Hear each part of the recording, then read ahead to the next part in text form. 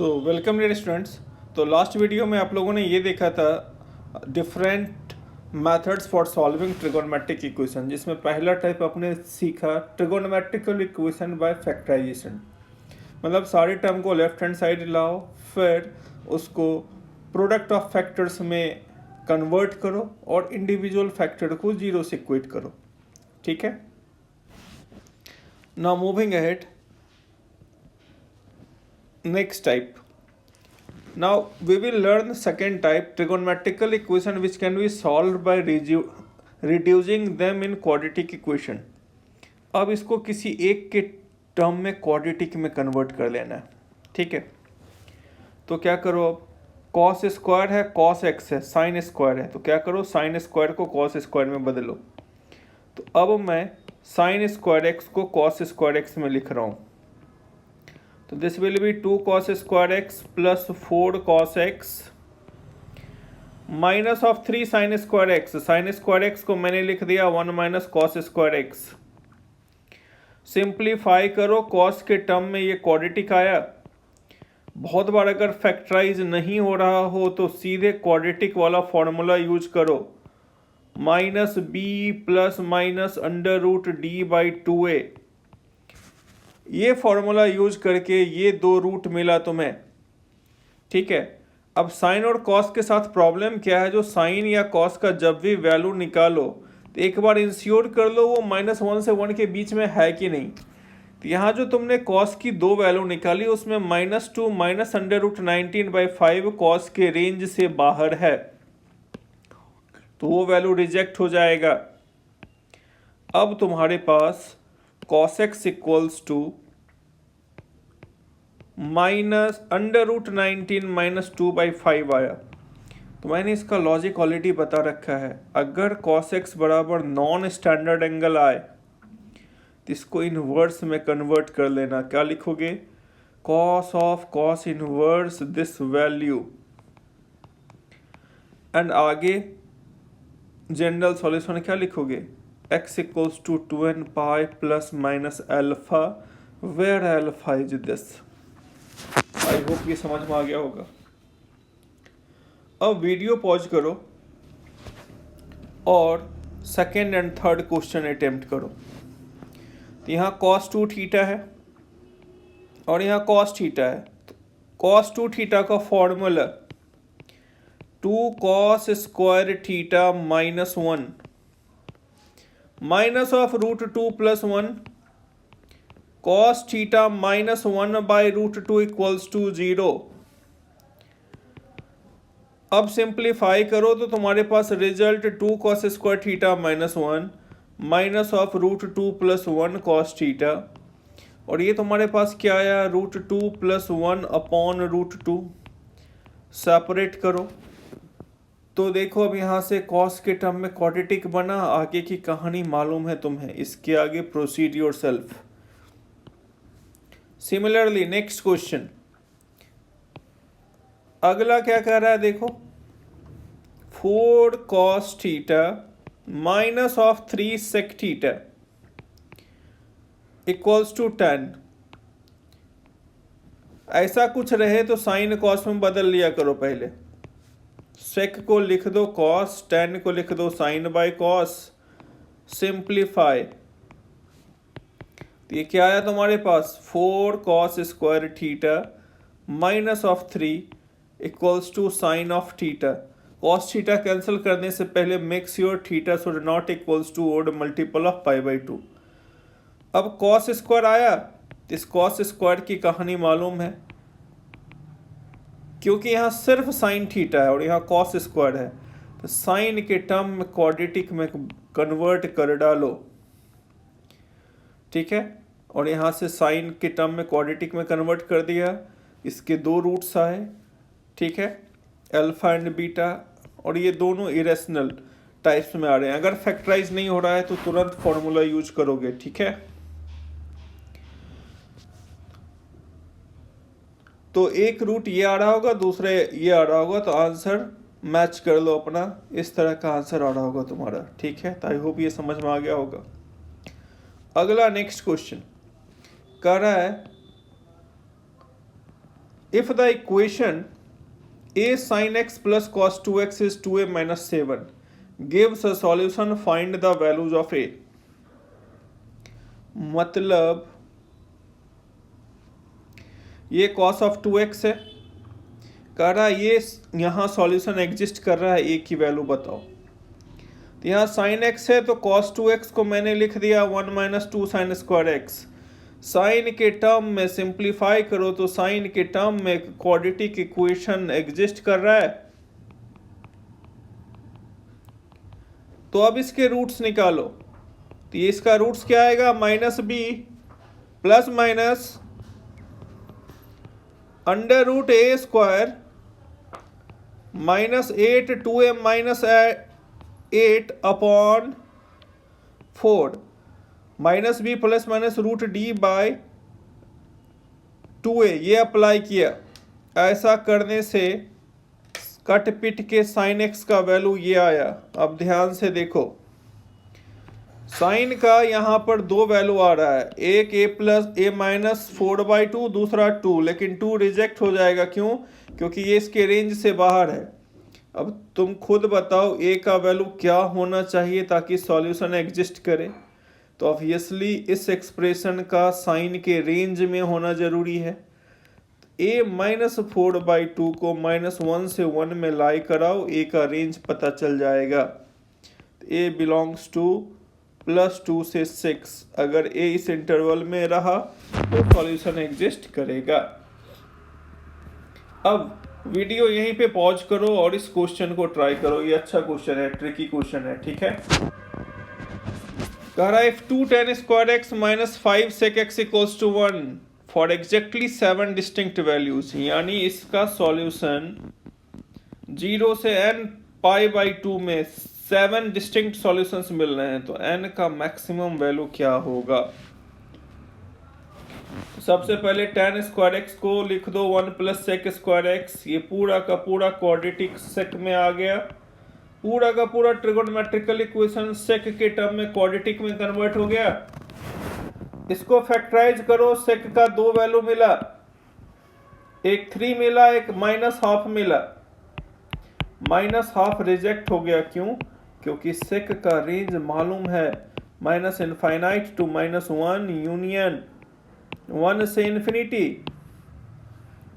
-½ reject हो गया। अब sec x इक्वल्स टू 3।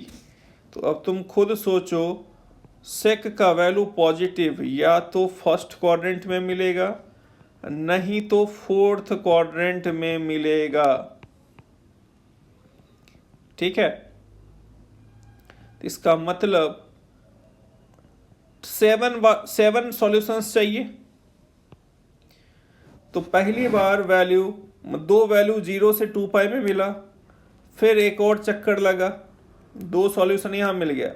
एक और चक्कर लगाओ तो 2 और सॉल्यूशन मिल गया, एक और चक्कर लगाओ तो 2 और सॉल्यूशन मिल गया, 6 सॉल्यूशन 6π पे मिला। 7th सॉल्यूशन के लिए इसको यहाँ जाना पड़ेगा या 3π/2 के पहले तक आना पड़ेगा। तो इसको मैं 6π से 6π प्लस 3π/2 तक ले जाऊं तो मुझे n का ग्रेटेस्ट वैल्यू मिलेगा। तो मुझे यहाँ पर n की ग्रेटेस्ट वैल्यू, लोअर लिमिट तो 0 है, अपर लिमिट यहाँ से कितना आया 15π/2, तो n का मैक्सिमम वैल्यू क्या लिखोगे 15। ओके, आया समझ में। Now come to next type, most general solution. Most general मतलब कॉमन सॉल्यूशन। अब 2 डिफरेंट इक्वेशंस, इस टाइप का ट्रिगोनोमेट्रिकल इक्वेशन दे दिया और कहा थीटा का वो वैल्यू बताओ जो एक साथ दोनों को सेटिस्फाई करता हो, ठीक है। तो साइन थीटा निगेटिव है, टेन थीटा पॉजिटिव है। ऐसा एक ही केस में पॉसिबल है जब थीटा थर्ड क्वाड्रेंट में हो। तो साइन का वैल्यू थर्ड क्वाड्रेंट का पकड़ा, टेन का वैल्यू थर्ड क्वाड्रेंट का पकड़ा, दोनों में कॉमन सॉल्यूशन ढूंढा तो पता चला कॉमन सॉल्यूशन 7π/6 मिला। तब अगला कॉमन सॉल्यूशन कब मिलेगा, एक चक्कर लगने के बाद। तो जब कभी भी जनरल वैल्यू या साइमल्टेनियस इक्वेशन का प्रॉब्लम आया, यानी एक एक थीटा एक से ज़्यादा ट्रिगोनोमेट्रिकल इक्वेशन को at the same time satisfy कर रहा है, वहाँ कॉमन सॉल्यूशन निकालने के बाद हमेशा एक सर्कल, जनरल सर्कल ऐड कर दोगे। जनरल सर्कल मतलब कॉमन वैल्यू एक मिला, अगला कब मिलेगा, तो एक पूरा चक्कर मारने के बाद, फिर कब मिलेगा, एक और चक्कर मारने के बाद। तो इस केस में हमेशा 2n पाई ऐड करते हैं, तो कॉमन वैल्यू में 2n पाई ऐड कर दो अगर डोमेन रिस्ट्रिक्टेड नहीं है, तो यही तुम्हारा आंसर होगा। ठीक है, आई होप ये समझ में आ गया होगा। अब कुछ देखो फंडामेंटल चीज़ें हैं जो ट्रिगोनोमेट्रिकल इक्वेशन सॉल्व करते वक्त हमेशा ध्यान में रखना चाहिए। पहला, अगर साइन थीटा के और कॉस थीटा के है तो राइट साइड के वैल्यू का हमेशा -1 से 1 में होना ज़रूरी है। अगर ये वैल्यू इसके रेंज से बाहर हो गया तो सीधे नो सॉल्यूशन लिख देना है। जैसे मान लो साइन 5 थीटा इक्वल्स टू 8/3, तो आंख बंद करके नो सॉल्यूशन लिख दोगे 5। तो आई होप तुम्हें यहाँ तक समझ में आ गया होगा। ठीक है, नाउ मूविंग अहेड। अब ये काफ़ी इम्पोर्टेंट और इंटरेस्टिंग पॉइंट है, इसको एकदम ध्यान से समझोगे, ये काफ़ी इम्पोर्टेंट पॉइंट है बच्चे। ठीक है, ट्रिगोनोमेट्रिकल इक्वेशन सॉल्व करते वक्त जहाँ तक हो सके squaring the both sides avoid करना चाहिए। जहाँ तक हो सके स्क्वायरिंग नहीं करने की कोशिश करो। हम मना नहीं कर रहे हैं, जो स्क्वायरिंग करो ही मत। बहुत सारे ऐसे क्वेश्चंस आएंगे, रूट लगा रहेगा, स्क्वायरिंग के बिना काम नहीं चलेगा तुम्हारा। तो कह ये रहे जो अवॉइड करो स्क्वायरिंग करना, और स्क्वायरिंग करना अगर ज़रूरी है तो फाइनल आंसर देने से पहले हमेशा अनवांटेड रूट्स चेक करो। मतलब जब कभी भी तुम स्क्वायरिंग करोगे ट्रिगोनोमेट्रिकल इक्वेशन में, वहाँ पर सबसे ज़्यादा अनवांटेड एक्सट्रेनियस रूट्स आने के चांसेस रहते हैं। अनवांटेड रूट्स का मतलब सॉल्व करोगे वैल्यू दिखेगा, लेकिन वो ओरिजिनल इक्वेशन को या तो अनडिफाइंड कर देगा या सेटिस्फाई ही नहीं करेगा। तो इस तरह के रूट्स को अनवांटेड रूट्स कहते हैं, और अनवांटेड रूट्स कभी भी फाइनल सॉल्यूशन में इंक्लूड नहीं होना चाहिए। ठीक है, तो अब देखो यहाँ फॉर एग्जाम्पल फर्स्ट क्वेश्चन यहाँ दिख रहा है √cos 2x + 2, और यहाँ है sin x + cos x। Root है, हटाने के लिए कोई उपाय नहीं दिखा, स्क्वायरिंग कर दिया मैंने। तो जैसे ही स्क्वायरिंग किया तो इस साइड में क्या आया, sin x + cos x whole square. Simplify करो, क्या आएगा, cos 2x + 2a² + b² 1 + 2 sin x × cos x sin 2x। ये आ गया cos 2x - sin 2x = 1 - 2 which is -1, means we can say sin 2x - cos 2x = 1। यहाँ तक समझ में आया बच्चे? ठीक है यहाँ तक? ओके। अब इसको हम सॉल्व करते हैं। ठीक है, तो जैसे ही हम इसको सॉल्व करना स्टार्ट करेंगे तो हमारे पास इसके रूट्स क्या मिलेंगे वो देखो ध्यान से। तो जैसे ही तुम इसको सॉल्व करोगे तो इसके रूट्स यहाँ पर दोनों तरफ √2 से डिवाइड कर दो, तो ये sin of 2x × 1/√2 मिला। ये cos of 2x / √2 मिला = 1/√2। तो ये क्या आ गया, sin of 2x - π/4, इसको cos 45 लिख दें, और 1/√2 के यहाँ sin 45 लिख दें। ठीक है, तो अब देखो यहाँ तो sine of 2x minus pi by 4 is 1/√2। अब हमारे पास x का इंटरवल दे दिया है 0 से पाई, तो 2x क्या होगा 0 से 2 पाई। 2x माइनस पाई बाई 4 क्या होगा माइनस पाई बाई 4 से 7 पाई बाई 4 तक। इसमें 1/√2 तुम्हें 2x minus pi by 4 equals to पहली बार पाई बाई 4 पे मिलेगा, दूसरी बार तुम्हें 3 पाई बाई 4 पे मिलेगा। तो 2x इक्वल्स टू क्या आया यहाँ पर पाई by 4 plus pi by 4, it becomes pi by 2। ठीक है, और ये इधर आया तो पाई बन गया। x का value pi by 4 and pi by 2 आया उस डोमेन में। तो अब यहां पर आंख बंद करके यहां सीधे पाई बाई 4 एंड पाई बाई 2 मत लिख देना, एक बार क्रॉस चेक करो जो क्या ये दोनों मास्टर इक्वेशन को सेटिस्फाई कर रहा है। तो मास्टर इक्वेशन मेरा क्या है under root cos 2x plus 2 equals to sine x plus cos x। तो x की जगह मैंने पाई बाई 2 रख दिया, तो ये आ गया कॉस पाई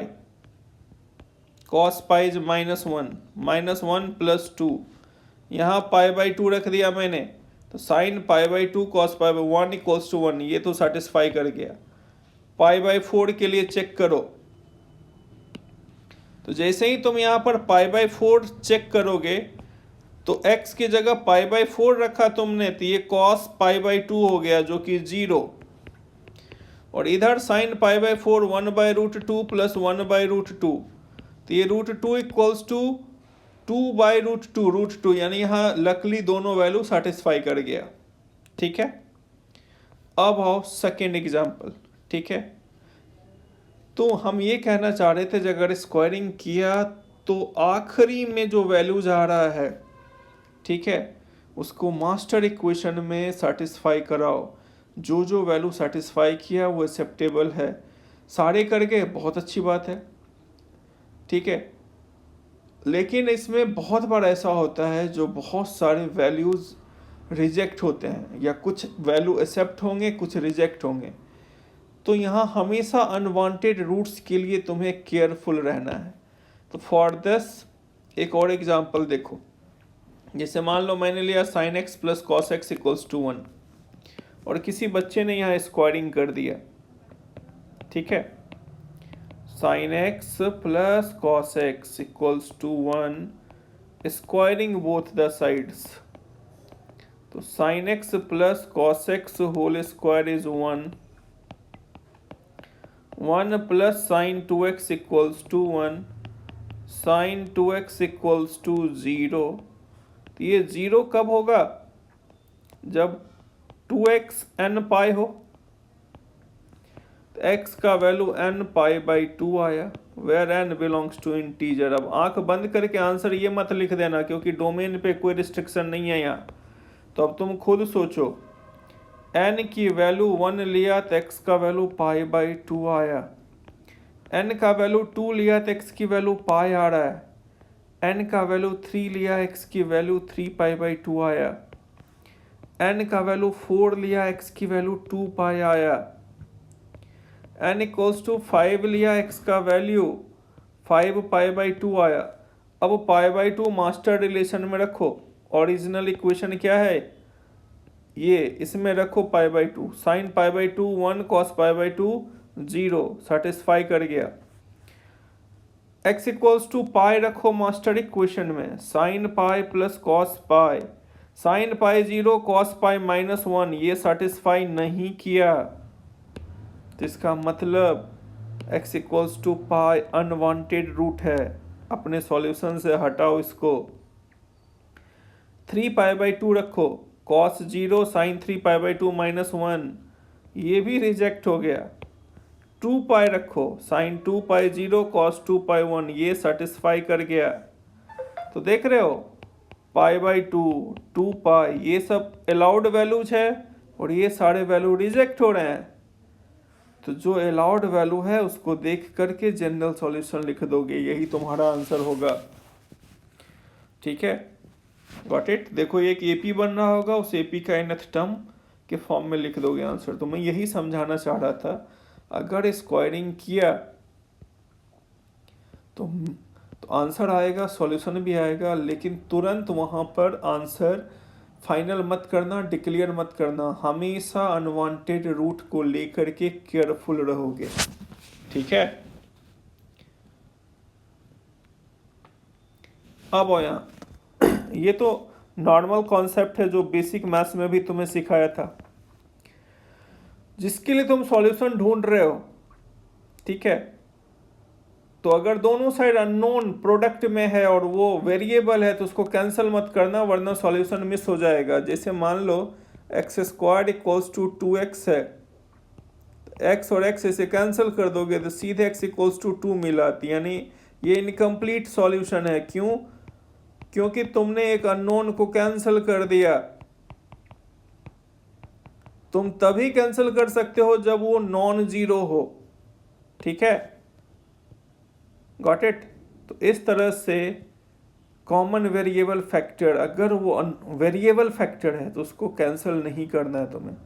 अगर वो प्रोडक्ट में है तो, सम में है तो कैंसिल कर सकते हो। जैसे मान लो एक्स स्क्वायर प्लस 5x है और यहाँ पर एक्स क्यूब प्लस 5x है, तो प्लस में है तो कैंसिल हो जाएगा, माइनस में है कैंसिल हो जाएगा, लेकिन प्रोडक्ट में है तो कैंसिल नहीं होगा। ठीक है, और अगर कैंसिल करोगे तो तुम्हारे कुछ सॉल्यूशन छूट जाएंगे। तो फॉर एग्जांपल अब इस क्वेश्चन को देखो, sine 2x equals to 4 cos x, तो sine 2x will be 2 sin x into cos x equals to 4 cos x। अब cos x कैंसिल मत करना, इसको लेफ्ट हैंड साइड ले आओ। तो 2 sin x into cos x minus of 4 cos x equals to 0। यहाँ से 2 cos x कॉमन ले लो तो बचा कितना, sin x माइनस 2। तो ये cos x बराबर 0 एंड sin x बराबर 2। ऑब्वियस सा बात है, साइन की वैल्यू 2 नामुमकिन है, इसके रेंज से बाहर है। cos x 0 है तो x का value odd multiple of pi by 2 where n belongs to integer। ठीक है, अब आओ ये पार्ट, ये भी again very very important point. ये सारी वो बातें हैं जो प्रॉब्लम सॉल्व करते वक्त ध्यान में रखना है। तो जैसे तुम जो भी मेथड लगाया सॉल्व करने का, उसको लगाओ और थीटा आया, लेकिन ट्रिगोनोमेट्रिकल इक्वेशन के केस में हमेशा इस बात का ध्यान रखना, जो तुम्हारे आंसर में x का ऐसा कोई वैल्यू इन्वॉल्व नहीं होना चाहिए जो मास्टर इक्वेशन के किसी भी टर्म को अनडिफाइंड कर दे। मतलब the answer should not contain such value of theta which make any of the terms undefined और इनफाइनाइट। और उसकी पॉसिबिलिटीज कहाँ कहाँ होती है, तो मेक श्योर तुम्हारे आंसर की वजह से denominator should not zero at any stage. Theta का वो वैल्यू आया और मास्टर इक्वेशन में पता चला उस वैल्यू की वजह से डिनोमिनेटर जीरो हो गया, या अगर क्वेश्चन में 10 या sec इन्वॉल्व है तो आंसर तुम्हारा odd multiple of pi by 2 में नहीं आना चाहिए, वरना 10 या sec अनडिफाइंड हो जाएगा। उसी तरह कॉट एंड कोसेक इन्वॉल्व है तो आंसर तुम्हारा मल्टीपल ऑफ 0 या पाई नहीं हो सकता है, वरना सेक या कोसेक अनडिफाइंड हो जाएगा। इन बातों का ध्यान रखना है। जैसे फॉर एग्जाम्पल तुमको कहा find the set of values of x for which 10, इसको सॉल्व किया तो अब ये साफ साफ दिख रहा है 10a माइनस बी का फॉर्मूला है 10a minus 10b by 1 plus 10a into 10b। तो तुम लोग करोगे क्या, सीधे लिखोगे tan of a minus b equals to 1। तो ये क्या लिखाएगा, tan x is 1। tan x 1 आया तो फिर तुम यहाँ पर tan theta equals to tan alpha वाला लॉजिक लगाओगे। तो यहाँ मैक्सिमम बच्चे यहाँ लिख के छोड़ देंगे इस रिजल्ट को, बट अब तुम खुद देखो n pi plus pi by 4 है, n 0 लिया तुमने तो x का वैल्यू पाई बाई 4 आया। ठीक है, तो तुम्हारे मास्टर इक्वेशन में tan 2x भी पार्टिसिपेटेड है, तो 2x अगर लिखेंगे तो ये 2n pi plus pi by 2 हो गया, और tan 90 डिग्री के मल्टीपल पे अनडिफाइंड होता है। तो मतलब तुम्हारे जनरल सॉल्यूशन का कोई भी वैल्यू लो, tan 2x हर बार अनडिफाइंड हो रहा है, मतलब ये वैल्यू रिजेक्ट हो गया, आंसर 5 होगा, नो सॉल्यूशन। ये प्रॉब्लम है ट्रिगोनोमेट्रिकल इक्वेशन के साथ। सॉल्व करने के बाद आंसर को पूरी तरह से परख के क्रॉस चेक करके ही डिक्लेयर करोगे, जो कहीं अनडिफाइंड तो नहीं हो रहा है, ठीक है, या कहीं ये मास्टर रिलेशन को सेटिस्फाई तो नहीं कर रहा है। तो ये सब क्रॉस चेक करने के बाद ही फाइनल आंसर डिक्लेयर करना। रैंडम तरीके से सॉल्व करोगे तो पता चला बहुत सारे अनवांटेड सॉल्यूशन तुमने लिख दिया। अब आओ ये सेकेंड क्वेश्चन करा, solve for theta 3 sin theta. यहाँ sin 3 थीटा का फॉर्मूला यूज करो, 3 sin theta minus 4 sin cube theta, cut के ये आया। cos 3 थीटा का फॉर्मूला लिखो, इसलिए बोला था आइडेंटिटी डिवाइज करने के लिए। कट पिट के तुम्हारे पास ये क्वेश्चन ये बना जो कि 1 इक्वल्स टू 1 आया, तो अब तुम्हारा आंसर क्या होगा, theta is all real except n pi by 2। क्यों, क्योंकि अगर n ओड हुआ तो ये 0 बनेगा और n इवन हुआ तो ये 0 बनेगा, n पाई बाई 2 छोड़ करके ये हमेशा ट्रू है। Got it. Now moving ahead, अब इसको सॉल्व करो। कह रहा है solve tan x tan 2x tan 3x, तो इसको तो ट्रीट करो tan a tan b tan c equals to tan a tan b tan c। ये एक आइडेंटिटी होती है, ऐसा कंडीशन जब भी दिखा तो मेक श्योर उनके एंगल का सम 180 डिग्री होगा या इंटीग्रल मल्टीपल ऑफ 180 डिग्री होगा, तो सीधे उसके एंगल का सम n पाई, x की value n pi by 6, n integer है तो ये सारे वैल्यूज आ रहे हैं। बट तुमने क्या ऑब्जर्व किया, tan है तो और चौकन्ना रहना है। देखो क्या इन वैल्यूज में ऐसा कोई है जो इसके किसी भी टर्म को अनडिफाइंड बना रहा हो, तो बिल्कुल पाई बाई 6 को प्रॉब्लम है 3x से, 5 पाई बाई 6 में tan 3x अनडिफाइंड होगा और पाई बाई 2 पे tan x अनडिफाइंड होगा, तो बच कौन गया, पाई बाई 3, 2 पाई बाई 3 पाई। ये एक्सेप्टेबल सॉल्यूशन है, बाकी सभी रिजेक्ट हो गए। इस बात का हमेशा ध्यान रखना, ठीक है। अब अगला टाइप ट्रिगोनोमेट्रिकल इक्वेशन सॉल्व करने का next type.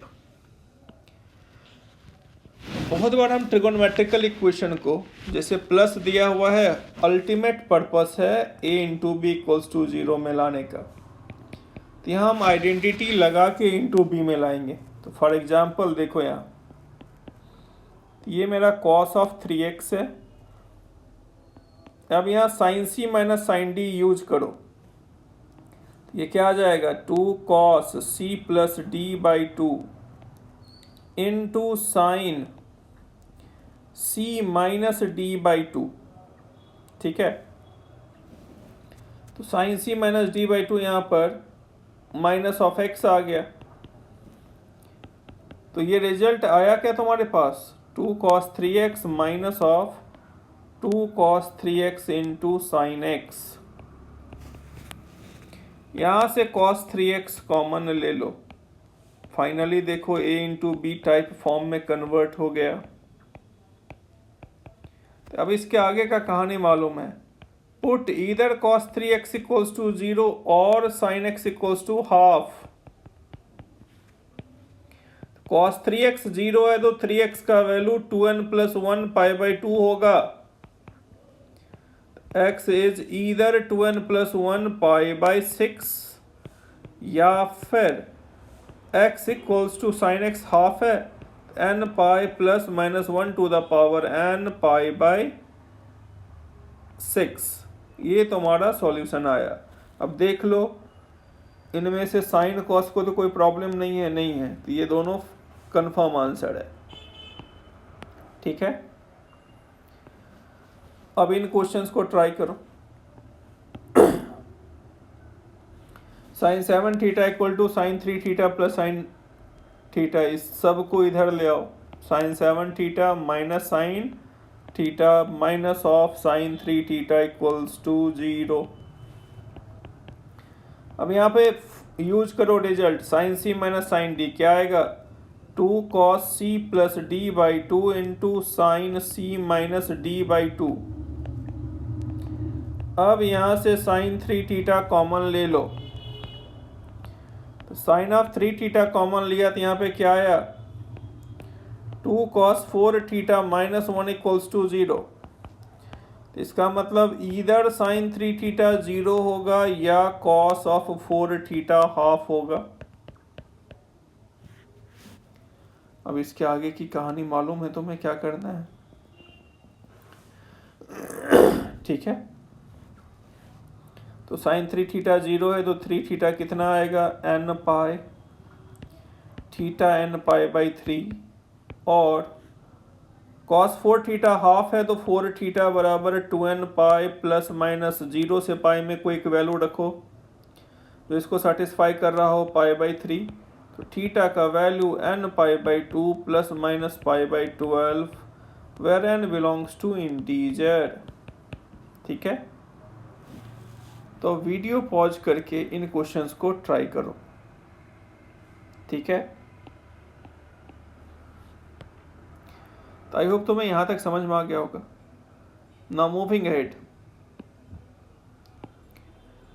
What is the general solution for this. Again plus है, प्रोडक्ट फॉर्म में लाने की कोशिश करो, सबको एक तरफ खींच के ले आओ। तो क्या आएगा यहाँ पर, sine 5x plus of sine x minus sine 4x plus sine of 2x। लगाओ formula sine c plus sine d का, 2 sine c plus d/2 into cos c minus d/2। यहाँ पर 2 sine c plus d/2 into cos c minus d/2। ऐसा करने से 2 sign 3x तो पक्का common आ गया, बचा cos 2x minus cos x, cos 2x minus of cos x। एक तो साइन 3x बराबर 0, तो x बराबर n π/3, तो यहाँ से x इक्वल्स टू n π/3 तो आ गया। दूसरा बच गया cos 2x minus cos x, formula use करो, ये क्या आ जाएगा, 2 sine c plus d/2 into sine x equals to 0। इसका मतलब इधर दिस 0 और दिस 0। ठीक है, तो n पाई भी अवेलेबल है, n π/3 भी अवेलेबल है। मीन्स अब यहाँ से देख लो जो भी अलाउड सॉल्यूशंस हैं वो जो ऑप्शंस में अवेलेबल हैं उनको टिक कर दो। ठीक है, तो आई होप ये समझ में आ गया होगा तुम्हें। नाउ मूविंग अहेड, बहुत बार ऐसा होगा जो रिजल्ट प्रोडक्ट में है तो तुम उसे सॉल्व करोगे। Trigonometrical equation which can be solved by transforming a product of trigonometrical ratio into their sum और डिफरेंस। इसके पहले सम था, उसको प्रोडक्ट एंड डिफरेंस मिलाया, यहाँ प्रोडक्ट है उसको सम और डिफरेंस मिलाओ। ऐसा करने के पीछे पर्पस ये है ताकि इसमें प्लस में कुछ आइडेंटिकल टर्म मिले और वो कैंसिल हो जाए। ठीक है, अब इसके लिए तुम्हें 2 sine a sine B 2 cos A cos B type वाला फॉर्मूला याद होना चाहिए। ठीक है, तो अब मुझे ये क्वेश्चन सॉल्व करना है। मैंने क्या किया, मल्टीप्लाइंग बोथ साइड्स बाय 2, दोनों तरफ 2 से मल्टीप्लाई कर दो।